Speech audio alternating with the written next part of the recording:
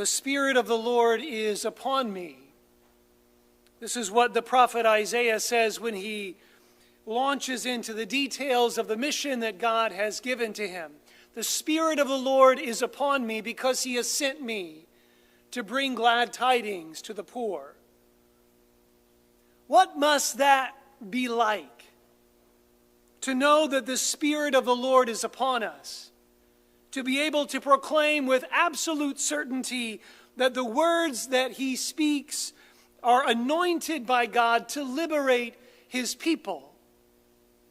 These are not the words of some novel. This is not some made-up story so long ago. This is a real man who felt in his heart the presence of God so clearly that there was nothing else to say except, the Spirit of the Lord is upon me. Think of the immense peace and joy that must have filled the heart of the prophet Isaiah as he faced the people of God and called them back to the Lord.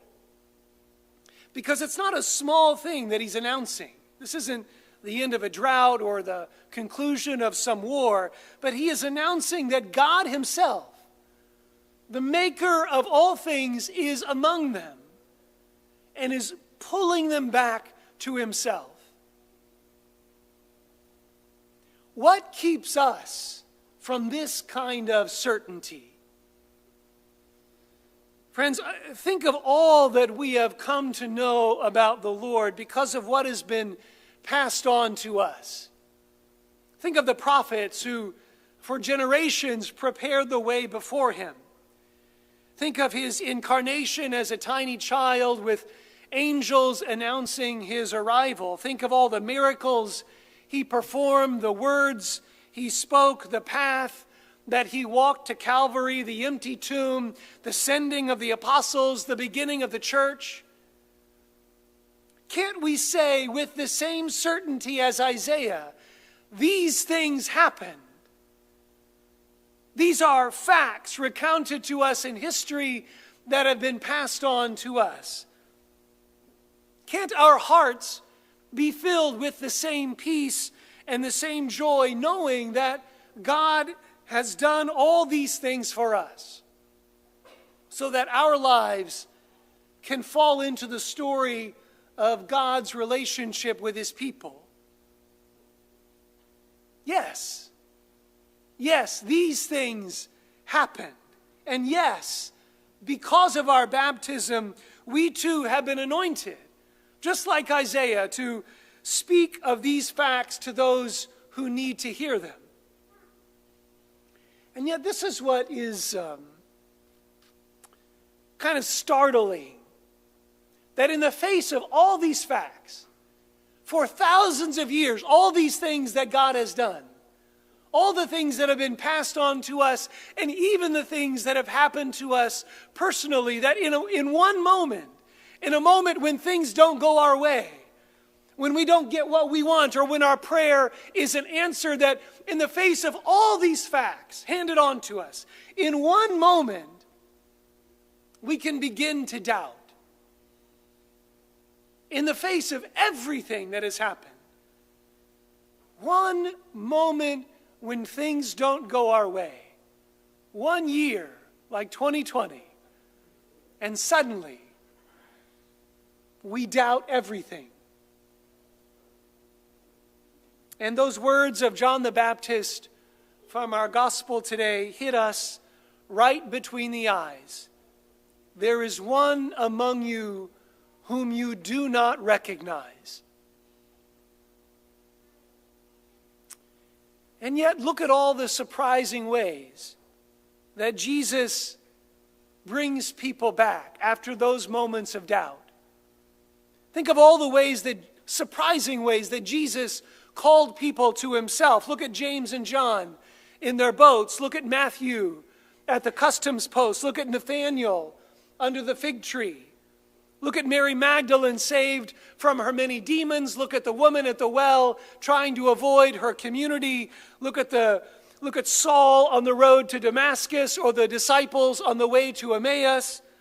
Look at the lives of the saints who met Christ, who were changed by him in an infinite variety of ways. because it was just for them, that encounter. It was just for them, just in the way that God planned for them. This has to happen to us. This has to happen to us. It has to happen as it did for Isaiah, who was surprised by the Spirit that came down upon him. It has to happen because only the surprise of God can break through our doubt. There's no other way. More learning, more reciting of what has been passed on to us, more remembering these things that happened long ago. What we need is this presence that breaks through it all and crushes our doubt and overcomes the ideas that we have in our minds with this presence that is so clear that we can't help but say, now I remember. Now I'm certain that Christ is really who he says he is. Remembering what God has done for us is important. It's important because it makes us ready now to receive the Lord in a surprising and new way. This hope and this certainty that he will come again in surprising and simple ways, it is what gives us reason to rejoice. Because God will not stop. God will not stop. He is not finished with us yet. But each of us has to be willing to let our hearts be moved by the Spirit of the Lord. Friends, it's happening. It's happening now. The presence of Christ is here now. And with any attention, we can see it. We can see it in the generosity of our parishioners. We can see it under the giving tree in the back. We can see it in the food that's being donated. We can see it in our prayer network.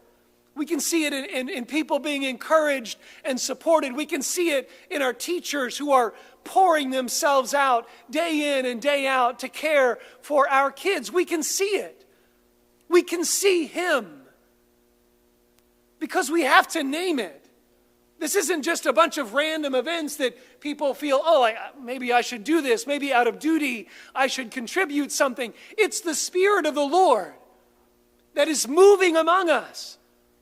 The presence of Christ himself, who is here and who is inviting us in a surprising way to follow him and to draw near to him.